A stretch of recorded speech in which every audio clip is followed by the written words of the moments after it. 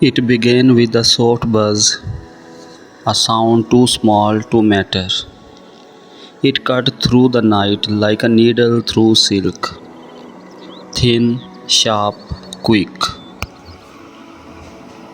I almost let it pass, almost turned away, pretended the night was still mine. But instinct touched me, firm as a hand on my shoulder. I reached for the phone, a screen glowing in the dark. One unread message, an unknown number.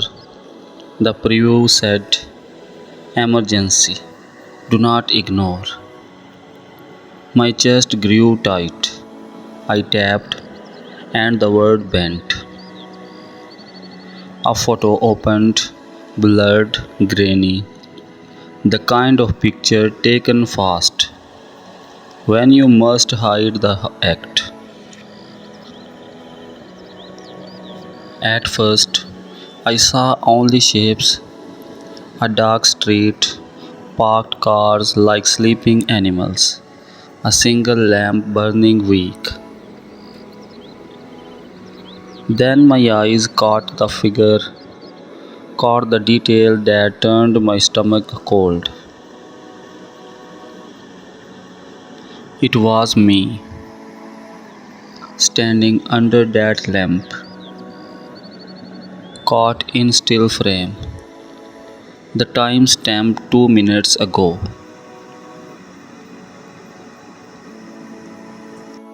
A thread of ice craveled down my spine.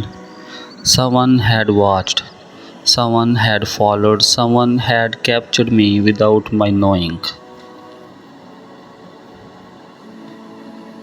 I swung my feet from the bed, went to the window, looked down. The street was empty, quiet, ordinary. But ordinary had changed. It no longer felt safe, it felt like a mask. Behind it, danger waited. Another buzz, a second message. "You are in danger, get out now." I whispered, "A prank. It must be a prank." But the photo said otherwise. The clock said otherwise. The trembling of my hands betrayed the truth. I reached for shoes. I thought of running. And then the door rattled, soft at first, like a whisper, then harder, practiced, hungry. Not knowing, no politeness, testing, learning the lock. My phone again, don't fight, run. My stomach dropped. Had I looked it earlier? Yes, I always did, and yet a click. The sound of safety breaking. The lock gave away. I pressed flat against the wall, breath thin, heart loud. The door eased open, first a crack, then wider. A hand in a glove, a shape in the doorway, not a face, only the weight of presence. He stepped in, slow, deliberate, as if he belonged here. I grabbed the flashlight by my bed, cold metal in my grip, a lifeline small against his shadow. "You have to come with me," he said. His voice was calm, too calm. "No," I forced the word, though my throat was dry. They told me to bring you alive, he said, quiet, controlled. But if you fight, he let the silence finish. My phone buzzed. The light spilled across the carpet. A message glared up at me. If you go with him, you will not live the night. The words struck like a first. Breath filled my lungs. Fear became weight in my chest. Choices swirled, run, hide, fight, all deadly. I choose recklessness. I stomped hard on his foot. The sound of bone meeting force. He grunted, his grip loosened. I twisted free, snatched a heavy glass weight from my desk, swung. The crack was a waffle, a sound that carried pain. He staggered, clutching his hat.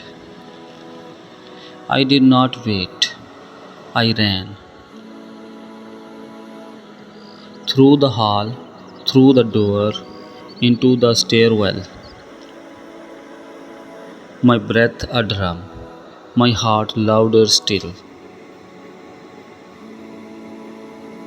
But footsteps followed, not clumsy, not random, steady, organized, planned.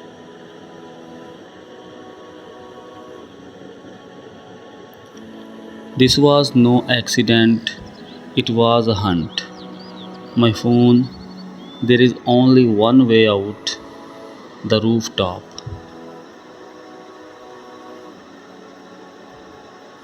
The rooftop, my only hope. I climbed, each step heavy, the stairwell echoing with the march of pursuit. At the top, the final door. I sure the handle looked. Panic screamed in my head. I hit my shoulder against it. Metal ground but held. Behind me, the hunters drew near. The clink of boots, the scrape of hands, the sound of certainty. My phone again, one last chance. I looked, the message said nothing more than this. Above.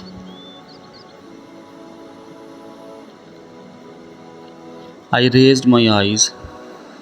Above the door, a rusted ladder bolted into the wall, leading upward into a shaft of dark. Not the roof, not the path they knew, something hidden. I shoved the phone away, grabbed the ladder, climbed. The rungs bite my palms. The air turned close. Each pull was a battle with fear. Below, footsteps surged, then dimmed.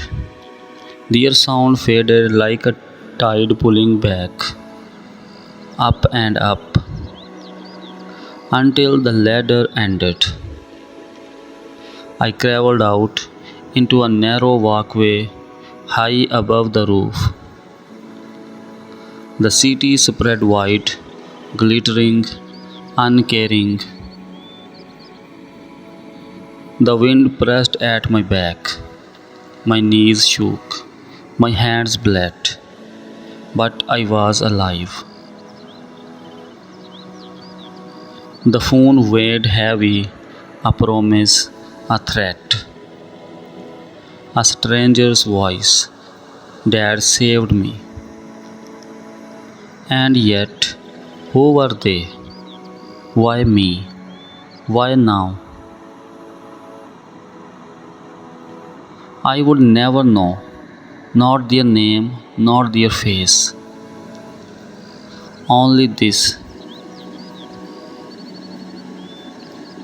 When the world narrowed to fear, when choices thinned to nothing, I obeyed a stranger. And because of that, I am still breathing.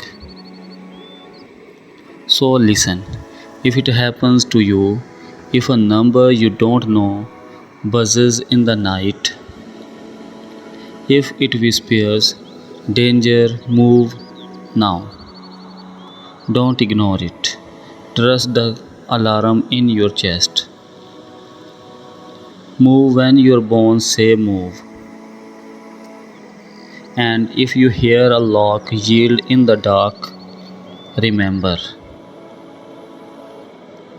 sometimes survival is not through the front door, or the rooftop, or the clear escape.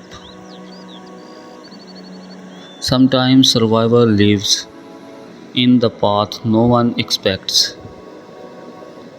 The ladder forgotten, rusted, hidden,